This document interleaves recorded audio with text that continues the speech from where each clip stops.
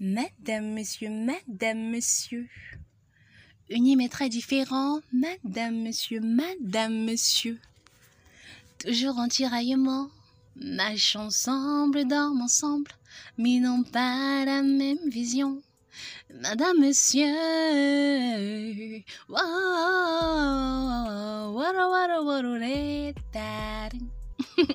Ne vous moquez pas trop de ma voix. Hello tout le monde, j'espère que vous allez bien. Bienvenue une fois de plus dans ce résumé de votre série préférée, Madame, Monsieur. Dernièrement, nous avons fait les épisodes 8 et 9 et aujourd'hui, je viens vous proposer les épisodes 10 et 11. Je suis très contente de faire ce travail parce que chaque jour, vous m'encouragez. Je vois comment les vues grimpent tous les jours et vos commentaires de motivation. Merci parce que c'est pas facile de regarder une série, de faire le texte, de poser la voix, de faire le montage, de prendre ses mégas, de poster et après les gens ne regardent pas. Donc n'hésitez pas de liker chaque fois, de partager surtout et de commenter. Si c'est votre première fois, abonnez-vous. Ça, c'est une famille de love, de grave. Donc abonnez-vous. Et je vais pas être très longue. On se retrouve tout à l'heure après le générique. Let's go! Épisode 10. Chez Mbarga. Alice est avec son père et son frère. Elle leur demande s'ils ont finalement trouvé qui a envoyé le message à son beau-papa. Qu'elle risque d'avoir des problèmes avec sa belle famille qui ne lui fait plus confiance du tout. Il dit qu'elle n'a pas à s'en faire. Bill entre. La fille de Bill entre et Mbarga l'embrasse en disant qu'elle a grandi. Bill annonce qu'il se remettra avec Anna, qu'il a tout tenté avec Sophie, mais rien. Donc, qu'il n'y a qu'avec Anna qu'il peut retourner vu qu'elle lui colle encore dessus. Et Kinji et Paul sont au salon. Et Paul lui demande de trinquer. Elle demande, mais trinquer à quoi? Il dit, tu ne sais pas que je suis papa? Que j'ai un enfant? Avec mon plus grand amour, même si à cause d'elle, j'ai fait la prison. Et Kinji lui dit, c'est pas à cause d'elle que tu as fait la prison, mais à cause de nos actes. Et Paul dit qu'elle devrait aussi être contente, car Austin risque de chasser Kim. Et Mélanie est morte, donc le champ est libre. Elle dit qu'elle est repentie, que la prison lui a larvé le cerveau et qu'elle ne pense plus à ça. Il dit qu'il ne veut plus qu'elle l'appelle Paul, mais désormais le papa de mon neveu. Puis ouais, entre au salon, saoule comme jamais et à une heure très tardive. La villageoise est encore en train de visionner ou elle regarde quoi, personne ne sait. Elle lui dit qu'il est ivre et qu'il doit aller se coucher. Il dit jamais, qu'il n'a pas bu et qu'il ne bouge pas. Il commence même à dire que tu es belle, hein? Tu es bio, tu es pure, sans artifice et en plus tes mains sont douces. Elle dit qu'il ne doit pas dire n'importe quoi à cause de la boisson. Il continue son discours. Elle dit que si c'est sincère, en tout cas merci, moi qui peux refuser les compliments. Il lui demande de prendre place près de lui et commence à la tripoter. Il dit même qu'il l'aime. En tout cas, elle lui retourne le sentiment que moi-même je t'aime. Il dit qu'il devrait avoir saoulé pour lui résister aussi longtemps. Il dit que si elle l'aime, qu'elle embrasse. Et ils le font. Maman, le baiser de ça.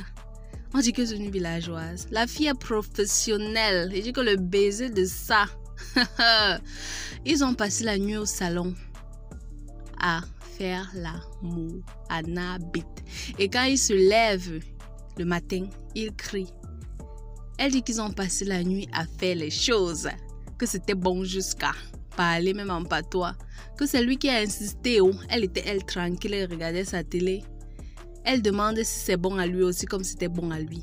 Il se lève, il part, il insulte même. Elle dit qu'en tout cas, qu'elle sait que c'était aussi bon à lui, qu'il ne veut pas seulement dire « Maman, toi quoi? Signe !» Chez Anna, deux malfrats entrent. Elle pleure en suppliant, elle se met à genoux, qu'elle a une petite fille, que pardon, on ne la braque pas. Et puis, ils finissent par braquer une arme sur elle. Elle demande qu'on la tue pas, elle supplie, elle pleure. Qui met chez sa mère en larmes et sa mère dit qu'elle n'a pas trompé. Elle dit à sa mère qu'elle n'a pas trompé volontairement. Sa mère dit que tromper, c'est tromper. Qu'au lieu de se jeter sur Paul quand tu étais dans la détresse, tu aurais dû venir chez moi. Elle dit, maman, à ce moment, je voulais pas t'agacer et je ne réfléchissais pas. J'étais désemparée, que mets-toi à ma place, qui me s'en veut. et dit qu'elle ne sait pas ce qui l'a poussé à faire ça, qu'elle le regrette tellement. De retour chez Anna, l'un des brigands reconnaît Anna et stoppe la mission. Il demande à son collègue de la laisser, qu'il ne peut pas la tuer, qu'il ne peut pas tuer quelqu'un qui lui a sauvé la vie. Celui-là dit qu'on les a payés pour ça, donc ils doivent le faire, mais ils finissent par s'entendre. Qui veut tuer Anna, à votre avis? Quand vous regardez la série, ou pour ceux qui suivent les résumés ici depuis, qui est l'ennemi d'Anna et qui voudrait la tuer? La maman de Kim commence à la juger. Elle dit qu'elle a déshonoré, qu'elle a déçu. Elle prend l'enfant et part en laissant Kim. Tu prends encore l'enfant, tu pars, tu la laisses. Tu dis qu'elle t'a déshonoré en trompant son mari. Tu prends l'enfant de la tromperie, tu pars avec lui. Si c'est moi, il va dire que laisse mon enfant ici, là, c'est l'enfant de la tromperie, du déshonneur. On reste ensemble. Quand on vient chez une maman, on n'a pas besoin d'entendre ça. C'est vrai que la maman est là pour donner des conseils, faire la morale, mais tu te lèves pas, tu laisses ta fille qui est déjà brisée à ce point, sachant tout ce que son mari lui a fait. C'est vrai que rien n'excuse la tromperie, mais quand même, elle est chez sa mère. Si même sa propre mère lui tourne le doigt, elle ira où? La villageoise raconte l'histoire à la mère de Piwele. Elle dit que même si c'était l'alcool, que ça ne fait rien. Que l'amour de Piwele viendra progressivement. Ça, c'est la maman de Piwele qui le dit. La villageoise dit que maman, je suis que comment jusqu'on va chercher mon mari, non. Je ne suis pas belle. Avec tous les hommes que j'ai laissés au village qui voulaient m'épouser là, tout le monde me draguait au village. Je viens ici là supplier le mariage. C'est le mariage de quoi? La maman lui demande d'être patiente, qu'elle est en voie d'épouser un recteur avec rang de ministre. Les brigands discutent et l'un demande à l'autre pourquoi il a stoppé la mission. Que maintenant ils sont ceux qui risquent de mourir car ils ont déjà reçu l'argent et ils n'ont pas résolu la mission. Ce dernier se soucie plutôt de ce qui devait se passer s'il avait tué Anna, le karma de ça. Puis il se souvient d'un accident de moto qu'il a eu et Anna était seule à passer sur cette route. Elle a sauvé et elle a payé ses soins. Voilà, donc voilà pourquoi il dit que même pour 1 milliard, il ne peut pas la tuer. Que mieux il rembourse l'argent du père là, et il laisse la mission là avec ses mains de là. Le karma existe. Austin est chez lui lorsque Paul entre, exige qu'il lui rende son enfant. Austin le met à la porte et il dit qu'il ne bouge pas. Sont partis avec son enfant. Et Austin dit qu'il a mis Kim et l'enfant à la porte. Et il lui dit même que d'ailleurs, tu peux même appeler pour vérifier. Lui aussi, il prend le téléphone, il contacte. J'ai pas aimé cette scène parce que c'est pour montrer quoi? Pour montrer à Austin que oui, tu appelles sa femme quand tu veux, tu as son numéro quand tu veux. Et c'est comme ça qu'Austin va comprendre qu'en fait, peut-être il se voit même chaque jour, il veut me prendre pour un con. Bref. Après, Paul, c'est un bandit, il n'a pas de on dit souvent quoi? Sans vergogne, voilà. Chez Passy, tout le monde est au salon, même son copain et Bill. Elle dit qu'elle souhaite créer une association humanitaire. Son copain dit que ça ne rapporte pas d'argent. Elle dit que l'argent ne fait pas tout dans la vie. Qu'elle veut créer une association pour aider les couples. Que beaucoup de couples ont des problèmes. Ils n'arrivent pas à s'entendre. Les hommes ont des problèmes dans leur foyer. Les femmes ont des problèmes dans leur foyer. Manque de communication. Moi, je regardais ce matin après, il disait que maman, tu as déjà arrangé ta part. Toi-même, tu sors d'une relation brisée. Ton couple ne t'a pas laissé. Tu es mère célibataire. Tu es avec un gigolo. Tu vas arranger quel couple? Tu vas donner quel conseil à quel couple qui vont comprendre? Toi-même, ton couple dans lequel tu es là, moi je n'appelle même pas ça un couple. Et le couple même que tu avais, tu n'as pas pu gérer. Donc, vraiment, c'est... Je sais pas. Les couples même qui sont autour de toi déjà, tu n'as pas encore géré pour déjà dire que tu veux arriver à l'association. Bref, je sais pas ce que vous en pensez, mais vous pouvez toujours me dire en commentaire. Peut-être peut me tromper. Chez Austin, Paul appelle Kim pour se rassurer. Et Kim valide. Non mais, tu prends même son appel alors que tu es en colère après lui. Jusqu'à tu dis oui, il m'a chassé de chez moi. Patati patata, ça m'a trop énervé cette scène. Et devant Austin. Il demande à Austin comment il peut expulser son enfant sans lui dire. Et Austin et lui se mettent à se battre comme jamais. Papa Loco, enfin Papa Loco entre dans le film. Papa Loco, c'est la gaieté, l'humour, la bonne humeur, la joie, les punchlines. Ouais, papa, avec les adages de ça. Il est arrivé pour réconcilier ses deux filles, Sophie et Mbéa, afin de résoudre leurs problèmes. Mais les deux se tiennent tête. Tantôt, Sophie dit qu'elle a pris tous ses clients. L'autre dit qu'avec tous les clients qu'elle a, elle pleure parce que 2 clients sont partis chez elle. Leur papa demande pourquoi se séparer, qu'elle pouvait s'unir et faire un plus grand truc. Mbéa dit que non, qu'elle n'est pas d'accord, que c'est mieux que chacune ait son business. Papa Loco finit par dire « Ah, c'est vrai, elle a raison, je suis d'accord. » Il dit que lui-même, il est du côté du business, qu'il fait son business sur leur business. Chaque fois qu'il aura un problème, il va aller voir Sophie. Sophie donne l'argent. Il va revenir voir Mbéa. Mbéa donne l'argent. Parce que si c'est la même société, on va lui donner un petit montant. On va dire que c'est tout ce que la société a. Il a dit qu'en tout cas, on est tous dans le business là. Chez Alice, elle est avec son époux et ses beaux-parents. Lorsque sa fille rentre, ils embrassent l'enfant et tout. Son époux dit au beau-père que la dernière décision lui revient, que c'est sa fille et qu'il est même peut-être l'auteur du SMS en question. Donc il accuse son beau-papa que peut-être c'est lui qui a même envoyé l'SMS. Il s'est envoyé l'SMS à lui-même et maintenant il veut faire croire que Alice partait chez ses beaux-parents pour faire un mauvais truc. Et il dit que dans tous les cas, il est d'accord pour la tradition, que c'est son enfant, il a le dernier mot. De retour chez Kinji et Paul. Déjà, la scène de Kinji et Paul m'a un peu dérangée. Vous rentrez de prison après 5 ans. Vous êtes dans une grosse maison, bling bling, maison de luxe. Mon frère, vous étiez seulement trafiquant de drogue avant d'aller en prison.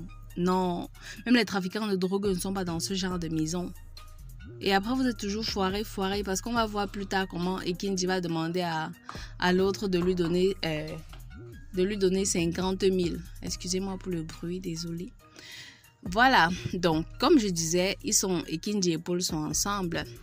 Et Kinji dit à Paul que Austin aurait pu le tuer, qu'il n'aurait pas dû aller là-bas. Il dit que c'était nécessaire, même si Kim n'était pas là. Qu'il l'a appelée et elle a dit qu'on l'avait chassé. Qu'il a hâte de voir Kim et sa fille, qu'ensemble ils formeront une bonne famille, une vraie famille. Le copain de Passy demande à Priska si elle ne voit pas qu'elle l'obsède. Il dit qu'il a fait les dossiers pour amener Passy et ses enfants en France, mais que Passy a refusé. Il dit que le mois prochain, il va faire le visa de Priska. Comme ça, elle voyage à la place de Passy, qu'elle va manger les hamburgers. Elle aussi, elle dit, merci tonton, la sapac. Donc, chaque fois qu'elle sort manger avec Passy dans les grands restaurants, elle veut dire qu'elle n'a jamais mangé les hamburgers. Bon, après, tu vois quelqu'un qui vient chez ta patronne avec un river, il te dit qu'il va te faire aller en France. Lui-même, il fait quoi au pays? Il faut être souvent villageoise, mais à un point là, vraiment, même le village va te chasser. Austin se souvient du déroulement de l'accouchement de Kim et de la fête qu'il avait organisée après 5 ans sans enfant pour se rendre finalement compte que l'enfant n'était pas le sien. Tous les deux pensent à la même chose au même moment et ils sont en larmes et regardent leur alliance. C'était encore le seul couple qui a résisté. Vont-ils finalement se séparer définitivement? J'attends vos réactions pour cette question vivement. Qu'est-ce que vous en pensez? Est-ce que Austin et Kim vont se séparer aussi? Papa Loco donne des conseils à sa fille en disant qu'elle doit être la première fille de ce pays, à sa petite fille autant pour moi, qu'elle doit être la fille de Sophie, qu'elle doit être la première fille de ce pays, première dame, qu'elle doit bien prendre soin de ses études. Le copain de Sophie lui donne de l'argent, il donne de l'argent à Papa Loco. Papa Loco qui aime l'argent comme quoi là. Il a refusé. Moi, vous avez dit que le gars de Sophie, c'est là. Quelque chose me dit qu'il n'est pas clair. Qu'il a trempé quelque part. Il est dans un truc vicieux. Je ne le sens pas. Je ne sais pas. Papa Loco refuse l'argent. Après, il dit qu'il ne prend pas l'argent d'un homme qui n'a ni épousé sa fille, ni fait un enfant avec elle. Que l'argent et lui sont membres de la même famille, que donc le gars là n'a pas à s'inquiéter, que dès qu'il va bien faire les choses légalisées là, lui-même il va voir combien il mange l'argent là. Puis il a dit à sa mère de faire partie Miranda, qu'il ne la veut plus et qu'il doit décider de qui vient chez lui. 2 mariages, 2 divorces, que l'amour ne se force pas, qu'il finira par lui manquer de respect. Elle dit qu'il le fait déjà en venant avec des prostituées chaque jour et qu'elle a l'impression d'avoir échoué son éducation. Il dit qu'il va dormir et qu'à son réveil, il ne veut plus la voir. Elle dit que s'il épouse une autre, elle va rentrer. Passy rentre et ses enfants jouent au salon. Elle trouve une bague sur la table qu'apparemment son gars a laissé tout à l'heure quand il faisait ses avances à Prisca. Qu'est-ce qui s'est passé jusqu'il a retiré la bague? Qui sait? Elle demande à qui appartient la bague. Les enfants disent qu'ils l'ont trouvée là. La ménagère par derrière a compris. Elle part dans un coin, elle appelle le copain de Passy pour dire qu'il a oublié sa bague, qu'il vient récupérer, qu'elle ne veut pas les problèmes avec sa patronne. Oh! Et Kinji demande à Paul s'il y a du nouveau. Elle pose même 5 questions et celui-ci répond froidement. Après, elle s'énerve puis elle dit que Kim est chez sa mère. Il dit qu'elle l'accompagne. Elle dit qu'elle lui donnera juste l'adresse. Mais que pour ça, il doit lui donner 50 000 en contrepartie. C'est pour ça qu'il dit que si au moins vous sortez de prison, vous êtes dans une petite maison, on va comprendre que vous êtes sorti de prison, vous devez vous reconstruire à zéro. Surtout que vous n'étiez pas trafiquant de drogue, vous n'aviez pas une entreprise qui tournait par derrière.